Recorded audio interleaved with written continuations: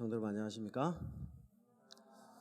네, 먼저 하나님의 말씀 여호수아 3장 14절에서 17절에 있는 말씀을 제가 여러분들께 받들어 읽어드리겠습니다. 백성이 요단을 건너려고 자기들의 장막을 떠날 때에 제사장들은 언약궤를 메고 백성 앞에서 나아가니라. 요단이 곡식 거두는 시기에는 항상 언덕에 넘치더라. 궤를 맨 자들이 요단에 이르며 궤를 맨 제사장들의 발이 물가에 잠기자 곧 위에서부터 흘러내리던 물이 그쳐서 사르단에 가까운 매우 멀리 있는 아담 성읍 변두리에 일어나 한 곳에 쌓이고 아라바의 바다 염해로 향하여 흘러가는 물은 온전히 끊어지매 백성이 여리고 앞으로 바로 건널세. 여호와의 언약궤를 맨 제사장들은 요단 가운데 마른 땅에 굳게 섰고 그 모든 백성이 요단을 건너기를 마칠 때까지 모든 이스라엘은 그 마른 땅으로 건넜더라. 아멘. 네, 성도님 안녕하십니까? 네, 안녕하세요. 되게 거리가 멀어 보입니다. 저 혼자 외딴 섬에 서 있는 듯한 느낌이 좀 듭니다. 네. 그래서 저기 앉아서 혼자 생각했어요. 어떻게 하지? 너무 먼데 싶어서 나랑 지난번에 필리핀 갔다 온 애들, 나랑 지난번에 미국 갔다 온 애들 다 일어나 앞으로 다 나와 라고 할까 했어요. 네. 근데 그렇게 하면 애들이 또 요즘 말로 흔한 말로 또 꼰대 목사님 한 분 오셨네 싶은 생각을 할까봐 제가 함부로 말은 못하겠습니다. 그러나 마음속으로는 걔들이 여 앞에 와줬으면 참 좋겠다라는 생각이 듭니다. 네. 그래도 중학생들은 좀 눈치가 있네요. 네. 중학생들은 좀 눈치가 있고 초등학생들은 시키니까 억지로 나오고. 네. 알겠습니다.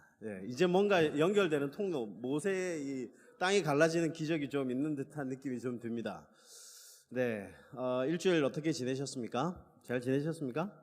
네, 저는 요 아래 사무실에서 일하고 있는 오창규 목사라고 합니다. 가까이 있으면서도 자주 인사드리거나 함께 예배를 드리지 못하게 된 것을 송구스럽게 생각합니다. 그래서 좀 한편으로는 좀 섭섭했어요. 가까이 있는데 2년 반이 지나가는데 왜 한 번도 안 부르지?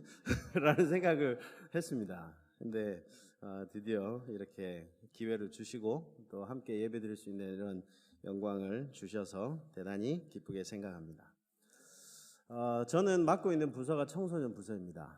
청소년 부서를 맡고 있고 청소년 부서의 일을 위해서 제 나름대로 열심히 한다고 하고 있습니다. 청소년 부서 일 가운데에서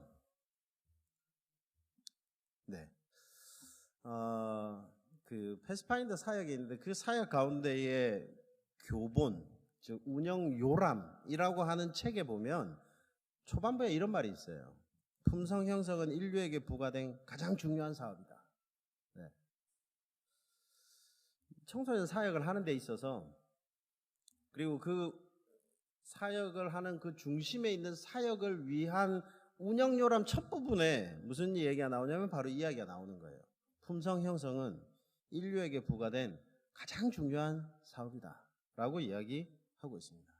여러분, 왜 가장 중요한 사업이죠? 품성 형성이 하나님의 영광을 드러내는 거니까. 네. 또 있습니까? 왜 품성 형성이 인류에게 부과된 가장 중요한 사업입니까?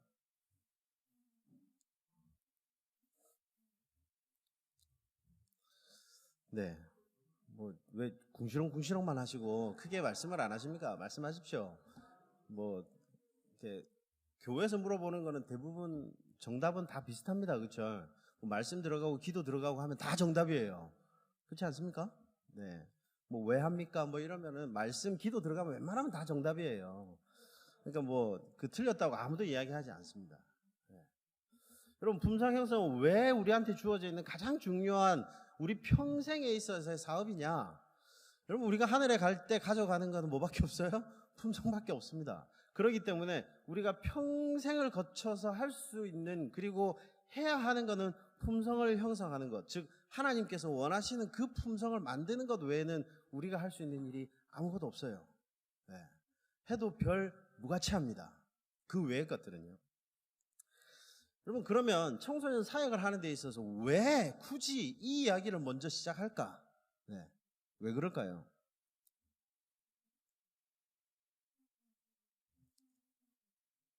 예. 청소년 사역이 품성 형성을 위한 것이기 때문이다. 예. 좋은 답을 주셔서 감사합니다, 장로님. 네, 맞습니다. 청소년들을, 즉 청소년 부에서 이 다루고 있는 5세부터 31세까지의 이 시기에 품성을 형성하는 데에 있어서 가장 어쩌면 중요한 시기고, 또한 품성을 형성하기에 가장 좋은 시기이기 때문에 그렇습니다. 여러분, 그래서 엘린 G.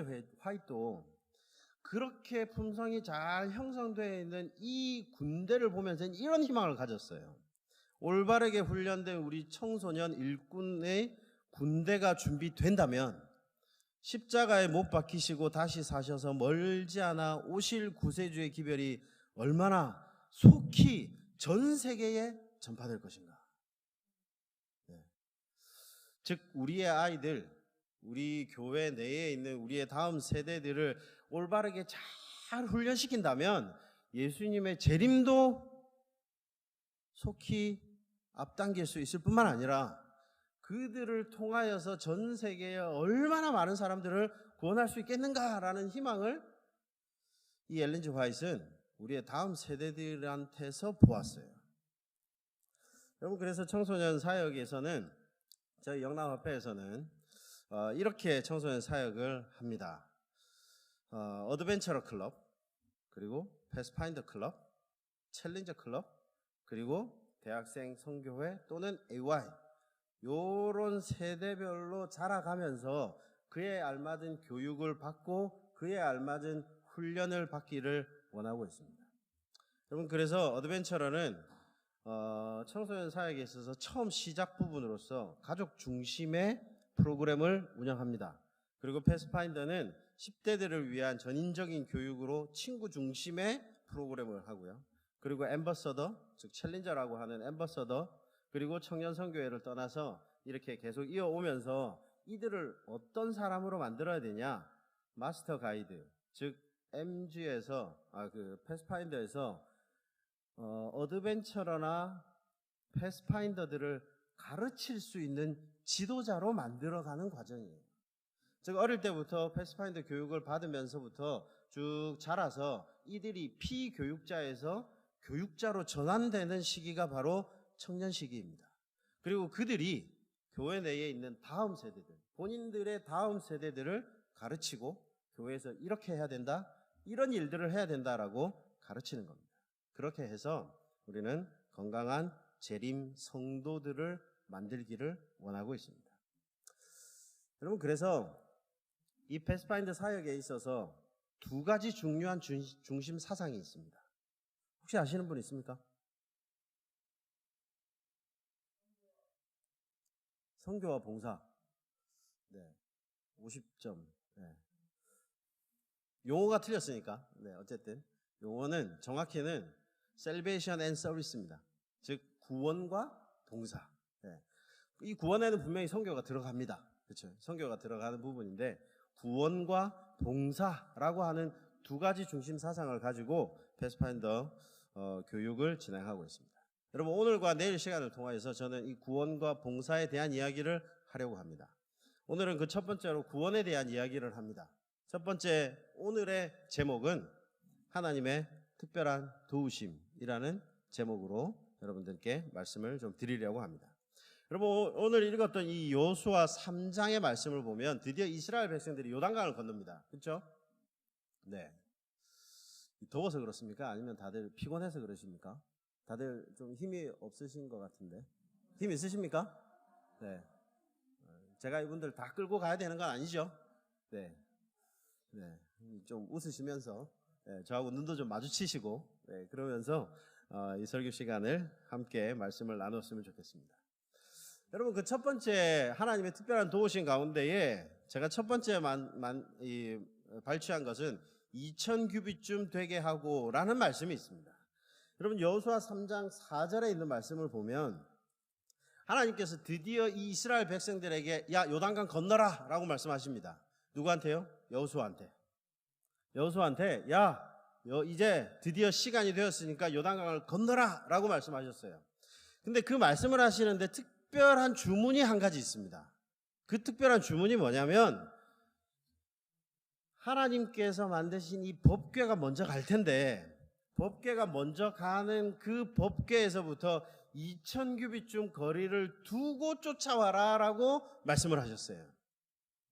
여러분 그게 어디냐면 3장 4절에 나오는 말씀입니다. 그러나 너희와 그 사이가 거리가 2000규빗쯤 되게 하고 그것에 가까이 하지는 말라라고 말씀하셨어요. 여러분 2000규빗이면 어느 정도 될까요? 2000규빗 1규빗 요 정도입니다. 그렇죠? 1규빗 보통 뭐 45cm 뭐 이렇게 이야기하는데 2000규빗 하면은 900m 정도 돼요. 900m. 그 정도 거리를 두고 쫓아와라 라고 하나님께서 여호수아를 통하여서 이스라엘 백성들에게 명령하셨어요. 여러분 왜 굳이 그렇게 말씀하셨을까? 생각해 보신 적 있습니까? 왜 하나님께서 요단강을 건너는 이 이스라엘 백성들에게 특별히 2000규빗의 거리를 두고 쫓아와라 라고 말씀을 하셨을까? 네. 대답을 안 하시면 설교를 안 마칠 수도 있습니다. 네? 네? 몰라요? 아, 요단강이 4000규빗이 된다. 요단강이 4000규빗이 되기 때문에 그럼 요단강이 4000규빗하고 2000규빗 거리 두고 쫓아오는 거 무슨 상관이 있습니까? 아, 가운데 딱 왔을 때 너희가 출발해라. 무슨 논리인지는 잘 모르겠습니다. 무슨 논리인지는 잘 모르겠는데 어쨌든 네, 답을 주셨으니까. 네. 여러분 이스라엘 백성들은요. 하나님께서 특별한 명령을 아주 많이 내리셨어요. 그렇죠? 네. 이스라엘 백성들이 40년 전에 이 요단강까지 왔다가 다시 광야를 도는 동안에 하나님께서는 그 수경하는 방법 그리고 위치 그리고 대형 이런 것들을 다 알려주셨어요. 심지어 수경할 때뿐만 아니라 그들이 다시 일어나서 행군을 하러 나갈 때에도 하나님께서는 어떻게 행군해야 되는지 누가 먼저 가는지까지 다 알려주셨습니다. 그래서 그들이 수경할 때에는 위에 보이는 그림처럼요. 성소가 가운데 있고 그리고 그 주변으로 네 방향에 제사장의 무리가 진영을 구축합니다. 그렇죠? 그리고 그 바깥으로 12지파들이 각 방향에 3지파씩 12지파가 수경을 해요. 이거는 어디에 가든지 마찬가지였습니다. 북쪽에는 아셀, 단, 납달리, 동쪽에는 유다, 이사갈, 스볼론, 그리고 남쪽에는 갓, 시몬, 르우벤. 이렇게 방향도 틀려지면 안 돼요. 하나님께서 무조건 이렇게 지으라고 했습니다. 왜냐하면 그들이 성소는 그 입구가 항상 어디를 바라봐야 되냐면 동쪽을 바라보게 되어 있습니다. 동쪽을. 그래서 그들은 성소만 딱 짓고 나면 자기들이 어디에서 잠을 자야 되는지 다 알았어요. 여러분 이것뿐만 아니라 행군할 때에도 어떻게 가냐면 동쪽에 있는 유다, 이사갈, 스볼론이 먼저 갑니다. 그리고 나서 갓, 시몬, 르우벤이 있는 남쪽의 지파들이 또 출발해요. 그러고 나서 가운데에 누가 가냐면 성소의 기물들을 짊어지고 가는 제사장의 무리가 가운데 갑니다. 그리고 서쪽과 북쪽에 있는 6지파가 그 뒤쪽을 쫓아와요. 여러분 이게 하나님께서 만들어 주신 대형이에요. 여러분 생각해보면 뭔 것 같아요? 수경할 때에도 성소가 제일 가운데, 그렇죠? 그리고 행군을 할 때에도 성소가 제일 가운데. 이들의 사상의 제일 중심에는 항상 뭐가 있어요? 성소가 있습니다. 법궤가 있어요. 여러분 그 법궤가 늘 이들의 가운데 중심에 항상 있었어요. 여러분 그런데 이와 같은 대형이 아닌 대형으로 갔던 때가 이 요단강 이전에 딱 한 번 있었습니다. 그때가 언제냐면 민수기 10장 33절에 보면 이렇게 이야기해요. 그들이 여호와의 산에서 떠나 3일 길을 행할 때에 여호와의 언약궤가 그 3일 길에 앞서 행하며 그들의 쉴 곳을 찾았고 라고 했어요. 즉 여기에 나오는 여호와의 산은 시내산이에요. 시내산에서 법궤를 받아온 이후에 그들이 성소를 다 짓고 나서 이제 처음으로 출발하는 그때의 3일 동안에는 뭐가 제일 먼저 갔냐면 법궤가 먼저 갔습니다. 그러고 나서 법궤가 멈추면 이스라엘 백성도 멈추고 법궤가 출발하면 이스라엘 백성도 출발했어요. 3일 동안. 여러분 그리고 나서 40년이 지난 이후에 지금 요단강을 딱 건너는 이때에 하나님께서 뭐라고 명령하셨냐면 야 법궤가 제일 먼저 간다. 그리고 2000규빗의 거리를 두고 쫓아와 라고 이야기했어요. 그럼 여기서 다시 질문. 답 안 하면 설교를 안 마치시니까 빨리빨리 답하십시오. 왜 하나님께서 이스라엘 백성들에게 이 법궤가 먼저 갈 테니까 쫓아와라. 그것도 2000규빗의 거리를 두고 쫓아와라 라고 말씀하셨을까? 지금.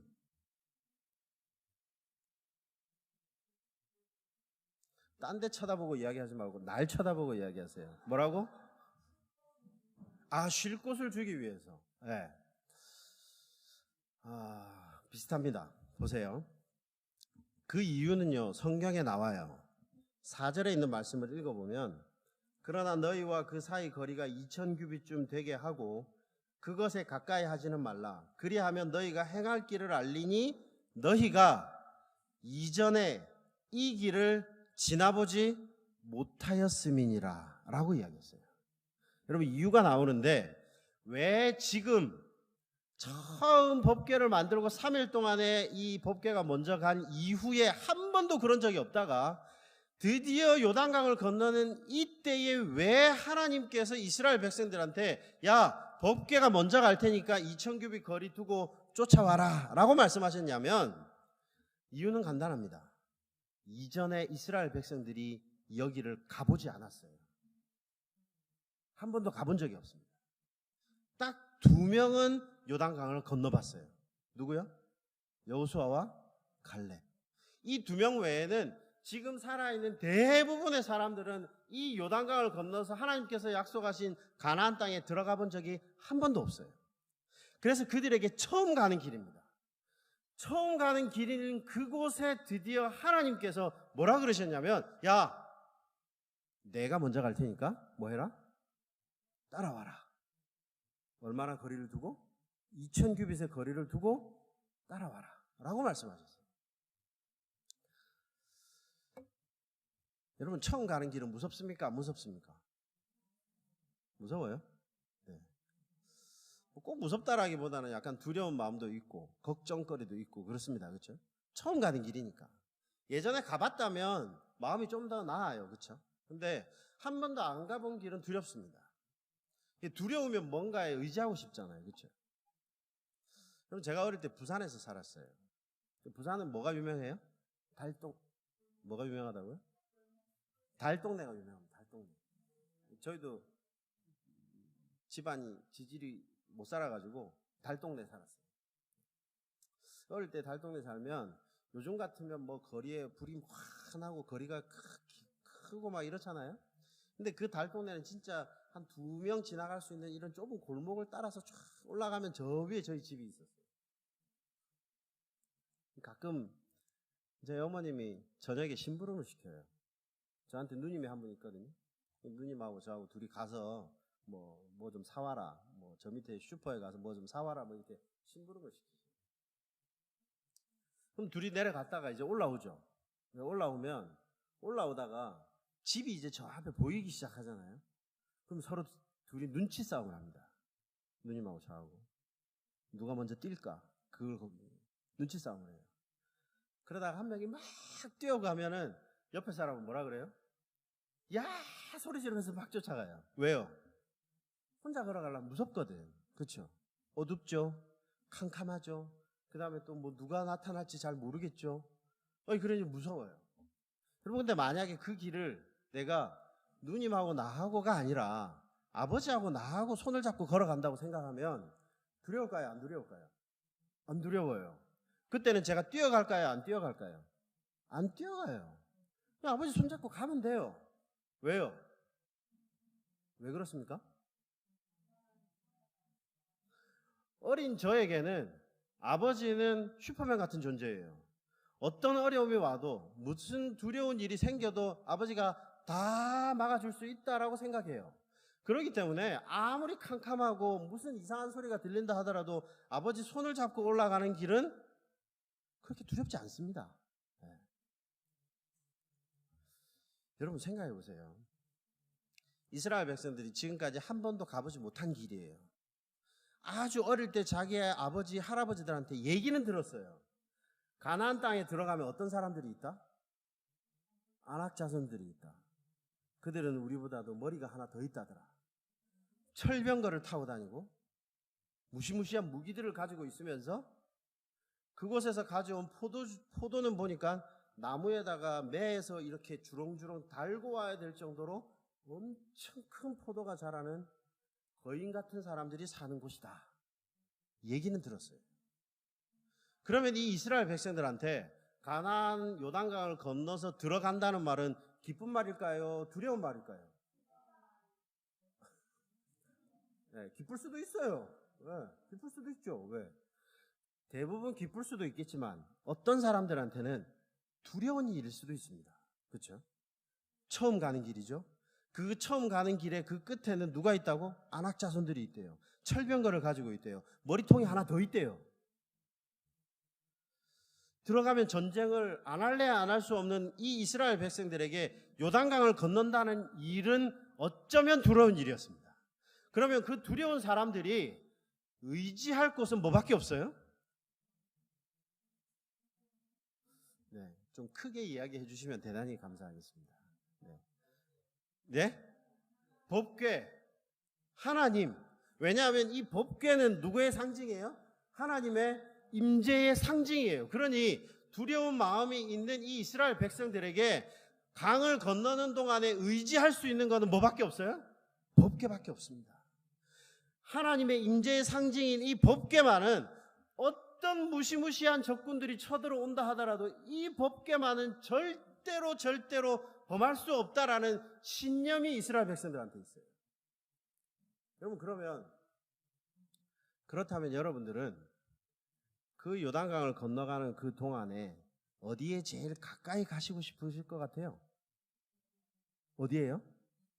법궤. 그렇죠? 왜냐하면 이스라엘 백성들이 믿는 하나님은 어떠한 적도 다 물리칠 수 있는 분이기 때문에 그 임재의 상징인 법궤에 가까이 있다는 것은 곧 안전을 보장받을 수 있다는 얘기입니다. 여러분 만약 하나님께서 야 2000규빗 거리를 두고 쫓아와 라고 말하지 않았다면 아마 이스라엘 백성들은 다 누구나 법궤 가까이에서 요단강을 건너기를 원했을 거예요. 여러분 그러면 무슨 문제가 생기냐면요. 법궤를 바라보고 쫓아가야 되는 이스라엘 백성들이 법궤를 볼 수 없어요. 누구 때문에? 사람들 때문에. 사람들에 가려가지고 법궤를 볼 수 없으니까 하나님께서는 뭐라고 그러셨냐면 야 모든 사람이 나의 존재를 보고 쫓아와야 되니까 야 너희는 뭐 해라? 2000규빗의 거리를 두고 쫓아와라. 절대로 너의 몸으로 내 법궤를 가리지 마라.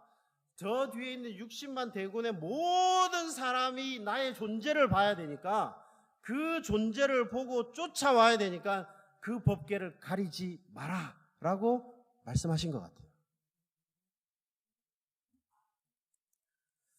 여러분 신물교훈 113페이지에는 이렇게 이야기합니다. 아무리 사단이 온 힘을 기울인다 할지라도 단순한 마음으로 자기 자신을 그리스도께 전적으로 맡기는 영혼은 결코 정복할 수 없다. 즉 이 요단강을 건널 때에 하나님의 임재의 상징인 그 법궤를 바라보고 쫓아오는 사람은 절대로 사단이 그들을 정복할 수 없다라고 말씀하셨어요. 여러분, 저는 생각해 봤습니다. 왜 예수님께서 굳이 십자가에 달려서 돌아가셨을까? 굳이. 왜?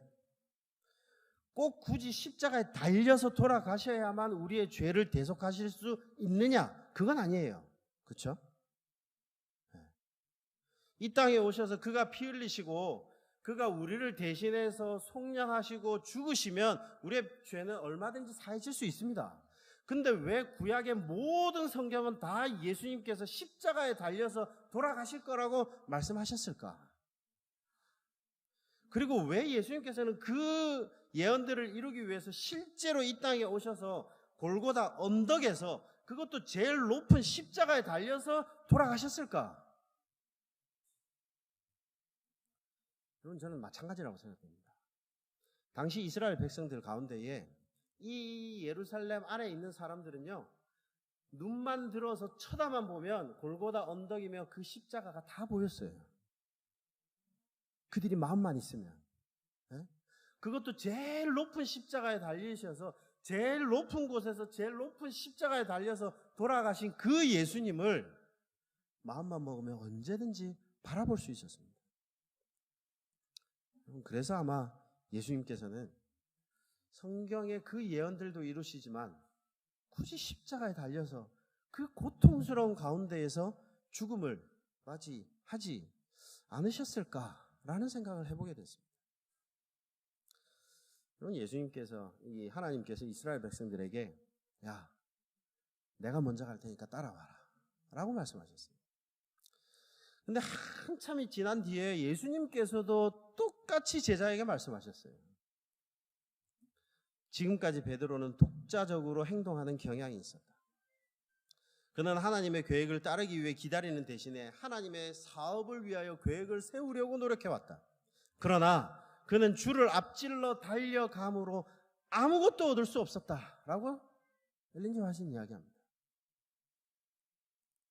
그러면서 예수님께서 뭐라 그러셨냐면 베드로에게 야, 나를 따르라 라고 말씀하셨어요. 나를 따르라. 여러분, 오늘을 살아가는 우리에게도 어쩌면 하나님께서는 같은 말씀을 하십니다. 나를 따르라. 때로는 우리가 교회에서 뭔가 사업을 해보려고 막 계획을 세우잖아요. 그렇죠? 그리고 뭔가 막 번떡이는 아이디어를 가지고 그리고 다른 사람들이 하지 않는 기발한 것을 가지고 뭔가를 해보려고 하잖아요. 근데 하나님도 이스라엘 백성들에게 말씀하셨고 예수님도 제자 베드로에게 말씀하시기를 뭐라 그러셨냐면 나를 따르라 라고 말씀하셨어요. 나를 앞서 달려가지 마라. 그래봐야 너희가 얻을 수 있는 거 아무것도 없다 라고 말씀하셨습니다. 여러분, 우리가 교회를 섬기는 데에 있어서나 또 우리가 염원하는 저 하늘에 이르는 길에서나 우리도 하나님을 그리고 예수 그리스도를 따라갈 수 있는 저와 여러분 모두가 되기를 간절히 바라겠습니다. 하나님께서 원하시는 것은 그리고 예수님께서 원하시는 것은 아마 기발한 아이디어를 원하시는 것이 아닐 것입니다. 예수님처럼 하나님처럼 정말로 영혼을 사랑하는 마음으로 그 영혼들을 위해서 내 것을 다 내어줄 수 있는 그 마음만 있으면 하나님께서는 그거면 충분하다라고 언제든지 그리고 어느 때든지 우리한테 말씀해 주실 것입니다. 여러분, 우리도 예수 그리스도를 따라갈 수 있는 저와 여러분 모두가 되기를 간절히 바라겠습니다. 여러분, 두 번째 특별한 도우심이 뭐냐면요, 하나님께서 이스라엘 백성들에게 야 2000규빗 거리 두고 따라와 라고 말씀하셨죠. 그리고 너희 다 모두가 야 다 봐라, 다 보면서 나를 따라와라 라고 말씀하시고 두 번째 하나님께서 특별하게 해주신 것이 무엇이냐면 16절에 이렇게 이야기합니다. 물이 그쳐서 심히 멀리 사르단에 가까운 아다무 변방에 일어나 쌓였다라는 겁니다. 16절에 있는 말씀 그대로 읽어보면 곧 위에서부터 흘러내리던 물이 그쳐서 사르단에 가까운 매우 멀리 있는 아담 성읍 변두리에 일어나 한 곳에 쌓이고 아라바의 바다 염해로 향하여 흘러가는 물은 온전히 끊어짐에 백성이 여리고 앞으로 바로 건넜세라고 말씀했습니다. 여러분 성경에 보면요 물이 갈라지는 경우가 3번 있습니다. 그렇죠? 첫 번째는 우리가 다 아는 것처럼 홍해의 기적이에요. 이스라엘 백성들이 막 애굽에서 나왔을 때에 하나님께서 이 이스라엘 백성들을 위해서 홍해를 가르셨어요. 그렇죠?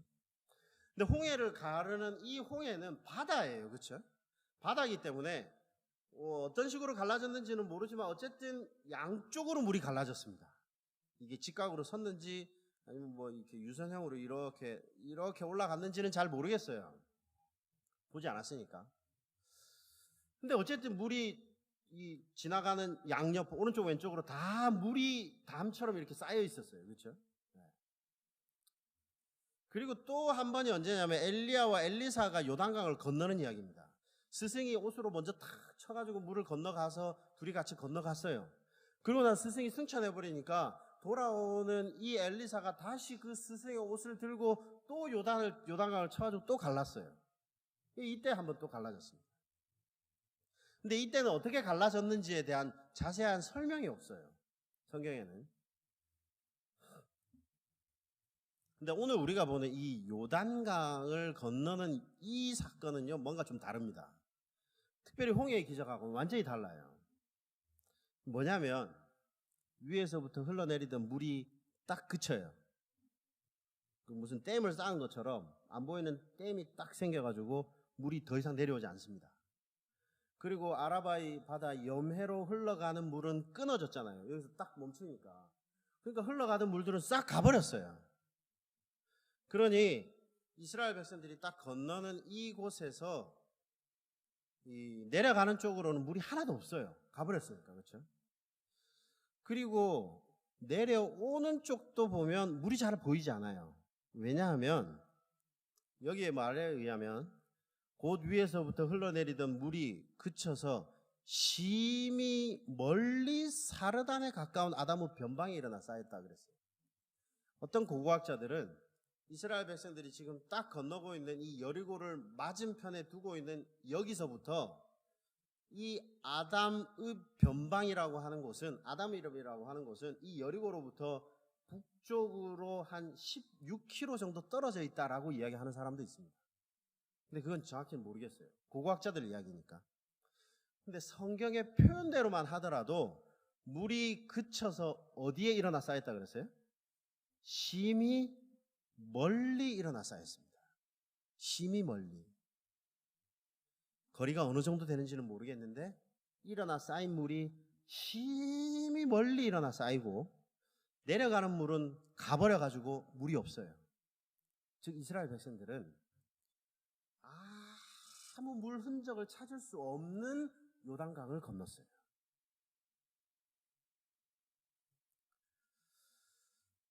그러면 여기서 또 하나 궁금한 게 생기잖아요.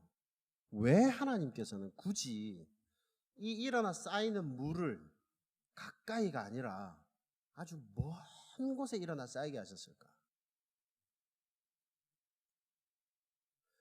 왜 하나님께서 이 큰 이적을 보여주시면서 이 이스라엘 백성들은 알아차릴 수도 없도록 아주 먼 곳에 물이 일어나 쌓이게 하셨을까? 왜 그러셨을 것 같습니까? 생각해 보신 적은 있습니까? 없어요? 너무 당당한 거 아니야?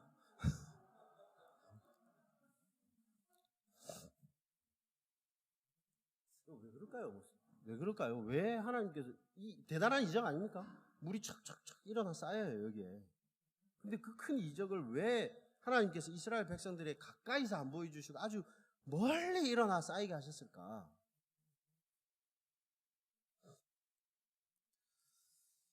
여러분 이제 자녀들이 부모님들 효도 관광을 보여드리잖아요. 해외여행 이런 거 보내드리기도 하잖아요. 그런 분들이 이렇게 가시면 뭐 저는 아직 뭐 효도 관광을 갈 만한 나이가 아니에요. 그리고 우리 집 애들이 그런 거 해줄 애들이 아니에요. 그래서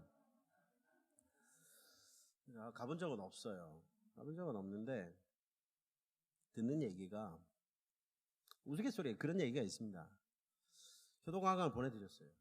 그랬더니 이 가이드가 부모님들, 어머님, 아버님들이 다 모였습니다. 어머니, 아버님 외국 나가시면 절대로 잊어버리시면 안 됩니다. 제가 들고 다니는 이 빨간 깃발 이것만 꼭 보시고 잘 쫓아오셔야 됩니다. 라고 이야기했어요.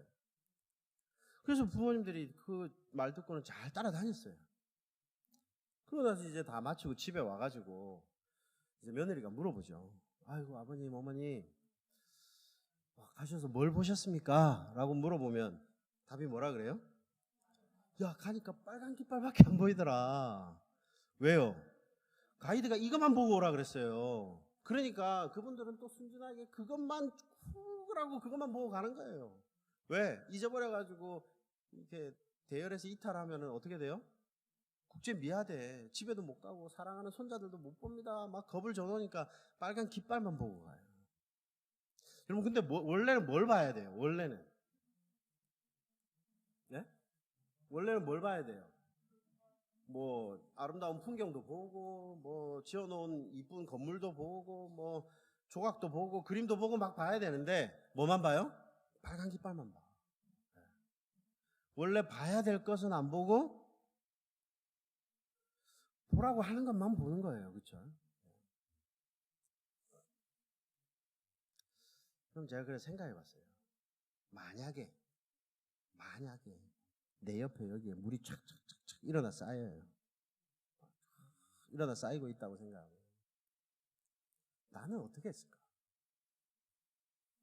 네? 나는 어떻게 했을까? 저는 물을 되게 좋아합니다. 수영도 잘하거든요. 그리고 뭐 막 그 스쿠버 다이빙 자격증도 있어요. 그래서 막 잠수도 할 수 있고 다 해요. 막 하여튼 물을 되게 좋아해요. 만약 내 옆에 물이 이렇게 쫙 일어나 쌓이면요, 전 되게 궁금했을 거예요. 이게 궁금해가지고 만져보고 아니면 고개를 비밀어 보고 진짜 물이 맞는지 그 안에 물고기는 사는지 거북이는 없는지 막 집어넣어 보고 막 했을 거예요. 그렇죠? 아마 또 어떤 분들은요, 이게 막 일어나 쌓이면 어떤 마음이 들어요? 무서운 마음이 들어요. 이게 흘러야 되는데 이게 왜 안 흐르지? 자꾸 일어나 쌓여가지고 막 물이 저 위에까지 올라갔어요. 그럼 그 다음부터는 무슨 마음이 들까요? 막 걱정이 되고 막 두려워 죽겠어. 내가 빨리 지나가야 되는데 내가 지나가고 나서 물이 넘어와야 될 텐데. 그런 사람 있을까요? 없을까요? 있겠죠. 여러분 만약에 물이 여기에 내 옆에 일어나 쌓이면요, 어떤 사람은 궁금해서라도 물을 쳐다볼 거고요, 어떤 사람은 두려워서라도 물을 쳐다볼 겁니다. 그러면 어떤 문제가 생기냐면요, 이 물을 쳐다보는 순간에 우리의 시야에서 뭐가 떨어져 나가요? 하나님께서 바라보고 쫓아오라고 한 법궤가 떠나게 돼요. 법궤가 떠나는 이 내가 물을 쳐다보는 순간 우리의 생각 가운데에 아니면 우리의 시야 가운데에 드디어 법궤가 들어오는 것이 아니라 하나님의 언제 상징인 저 법궤가 들어오는 것이 아니라 내 걱정거리요 내 호기심거리 이 물을 쳐다보게 됩니다. 그러면 이 물을 쳐다보는 순간에 더 이상 우리는 법궤를 바라보고자 하는 마음이 없어져요. 여러분 저는 하나님께서 인간들을 위해서 일부러 이렇게 하셨다라고 생각돼요. 왜 물이 저 멀리 일어나 쌓이게 하셨을까? 예? 일어나 쌓이게 한 그 분명한 목적이 저는 있다고 생각됩니다. 사람들이 약한 것을 하나님께서는 다 아셔요. 물이 내 옆에 일어나 쌓이면 무서워서든지 아니면 신기해서든지 물을 쳐다보고 더 이상 법궤를 바라보지 않을 것이라는 것을 하나님께서는 아셔요. 그렇기 때문에 너희가 안전하게 법궤를 잘 바라보고 쫓아오라고 그 주변에서 물이라는 물은 다 지워버리셨어요. 이스라엘 백성들의 눈으로 쳐다볼 수 있는 물이라고는 한 방울도 없었습니다.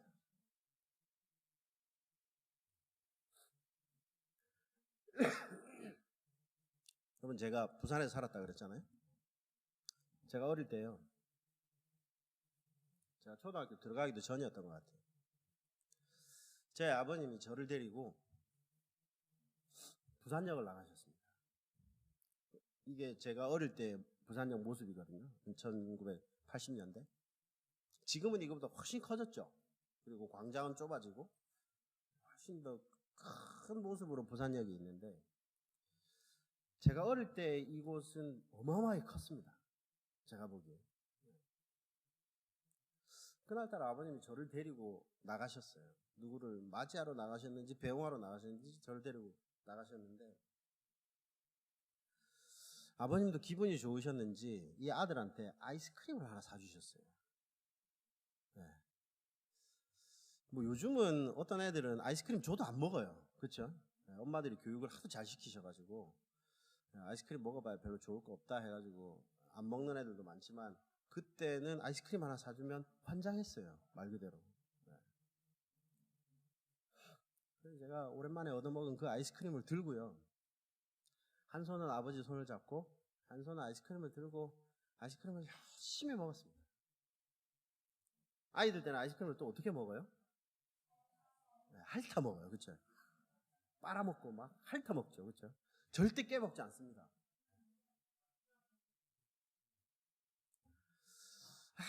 참 저도 이걸 막 핥아 먹고 있는데, 어느 순간 제가 눈을 탁 들어서 보니까 제가 아버지 손을 잡고 있다고 생각했는데 아버지가 안 보이는 거예요.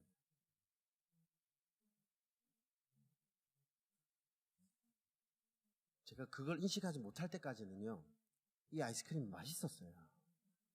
핥아 먹는데 얼마나 맛있는지, 이 달고 찬 게 얼마나 맛있는지 핥아 먹고 있는데, 제가 눈을 잠깐 들어서 확인한 순간, 아버지가 옆에 없다는 걸 아는 순간, 이 아이스크림이 맛이 있었을까요? 없었을까요?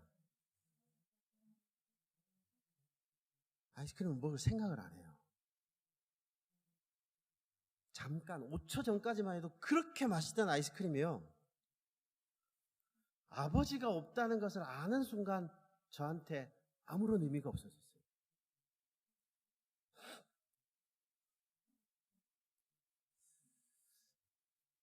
여러분, 왜일까요? 왜? 아이스크림이 큽니까? 아버지가 큽니까? 아이스크림이 더 좋습니까? 아버님이 더 좋습니까? 대답을 안 하는 애들이 있는데요.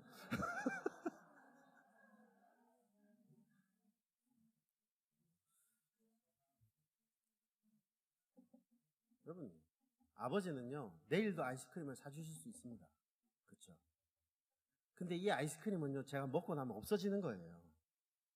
근데 아버님이 계속 있으면 앞으로 나는 아이스크림을 계속 얻어먹을 수 있는 가능성이 얼마든지 있어요. 저한테 있어서 아버님이 사주신 이 아이스크림보다는 아버님 그분 존재가 훨씬 더 중요합니다. 여러분, 그래서 선물보다는 선물을 사주신 분이, 아니면 선물을 해주신 분이 훨씬 더 중요한 거예요. 여러분, 하나님께서는 이걸 이미 아십니다. 근데 악한 이 인간들이요, 하나님께서 여기다 이적을 베풀어 주시면 이 이적에 눈이 팔려가지고 이 이적을 베푸신 분을 쳐다보지 않을 것이라는 것을 하나님은 너무나도 잘 아셨어요. 그렇기 때문에 하나님께서 이 물을 아예 이스라엘 백성들 눈앞에서 완전히 없애버리셨습니다. 심히 먼 곳에서, 아주 먼 곳에 물이 일어나 쌓이게 하시고, 이스라엘 백성들은 물 한 방울 없는 요단강을 건너게 해주셨어요. 오직 뭐 하라고요? 하나님의 임재의 상징인 법궤만 바라보고 쫓아오라고 그렇게 하셨습니다.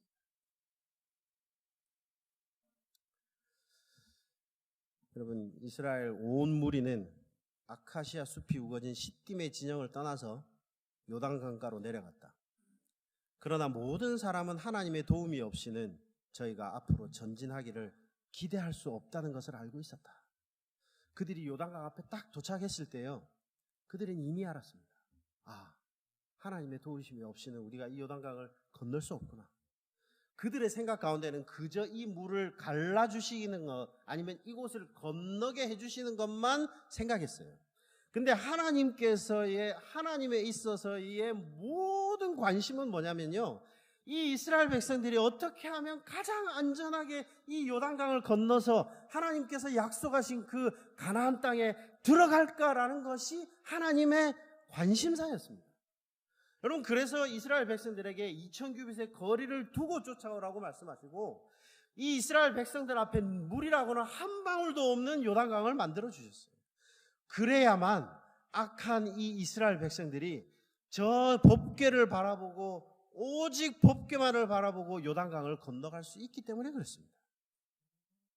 여러분, 이게 하나님의 특별한 도우심이에요. 여러분, 패스파인더를 하는 데 있어서요, 제일 우선순위는 아이들의 재미나 또는 아이들의 어떤 기능을 알거나 핀을 많이 모으거나 아니면 더 멋진 핀을 갖는 게 절대 아닙니다. 교본에 의하면요, 패스파인더 순서의 최고의 우선순위는 대원들의 구원이 되어야 한다라고 되어 있습니다. 네. 여러분, 그러면은 어떻게 대원들을 구원할 수 있을까요? 네? 어떻게?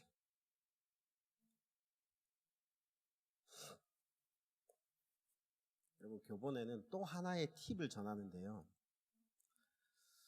아이들은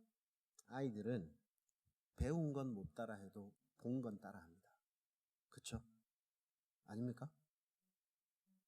저희 집에 집사람하고 저하고 맨날 싸우는 게 뭐냐면, 왜 양말을 뒤집어 놓냐라는 겁니다.